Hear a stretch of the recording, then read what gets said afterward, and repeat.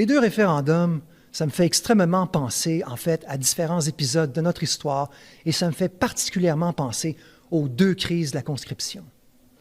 En 1914, la guerre commence en Europe et là, les fédéraux, pour avoir notre appui, nous promettent qu'il n'y aura pas de conscription. 3 ans plus tard, en 1917, on nous a imposé la conscription. En 1939, la Deuxième Guerre mondiale commence. Encore une fois, les fédéraux, pour gagner notre appui, nous promettent qu'il n'y aura pas de conscription. 5 ans plus tard, en 1944, on nous a imposé la conscription. L'épisode des deux référendums, ça me fait également penser à toute la question du français dans l'Ouest au 19e siècle. Comme vous le savez, il y avait beaucoup de francophones dans l'Ouest au 19e siècle, notamment beaucoup de métis francophones. Alors on leur a dit, joignez-vous au Canada, on va créer une province, vos droits vont être reconnus dans la Constitution.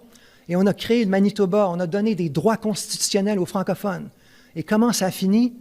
Ça a fini avec la pendaison de Louis Riel. Et quand les Anglais ont pendu Louis Riel, ils ont éradiqué la culture française de tout l'Ouest canadien, qui a été réduit à sa plus simple expression, à une peau de chagrin.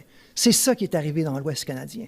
C'est ça l'histoire du régime fédéral. C'est une arnaque à grande échelle. C'est une injustice après une autre injustice, génération après génération. Et c'est pour cette raison que j'ai créé l'organisation Justice pour le Québec, parce qu'il faut se battre collectivement pour obtenir justice, des injustices qui ne cessent jamais pour notre peuple.